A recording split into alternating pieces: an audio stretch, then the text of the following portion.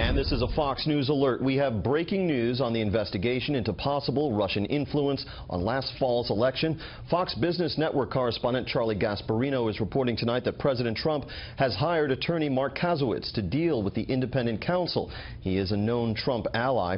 From the Capitol tonight, here is correspondent Peter Doocy with the latest. Hello, Peter.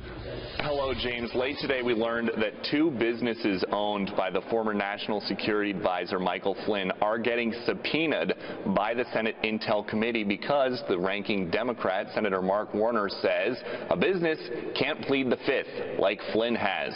And this news comes just a few hours after the former CIA director John Brennan was on the Hill to say that Russia did interfere in the U.S. election. He's just not sure if anybody in the states helped them. The man in charge of the CIA during the 2016 campaign testified for the first time since President Trump took over about what he saw last summer that made him so sure the Russians were interfering in the election.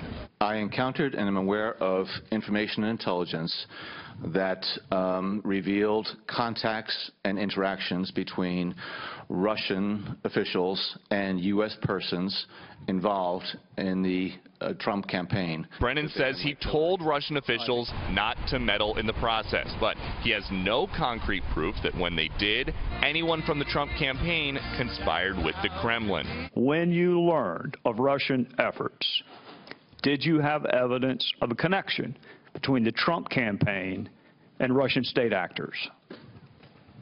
As I said, Mr. Gowdy, I don't do evidence. All Brennan says he really knows is the Kremlin reached out to some people associated with the Trump campaign, but he says he doesn't know why. Is it fair to say that those contacts that were to you might have been consistent with that age-old Russian recruitment methodology?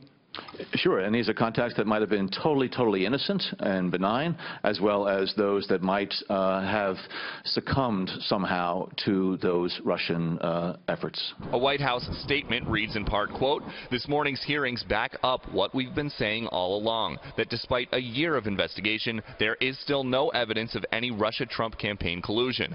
Also today, on the Senate side, Director of National Intelligence Dan Coats danced around a question about a Washington Post report that President Trump asked him to publicly deny a Russia conspiracy. It's not appropriate for me to comment publicly on any of that.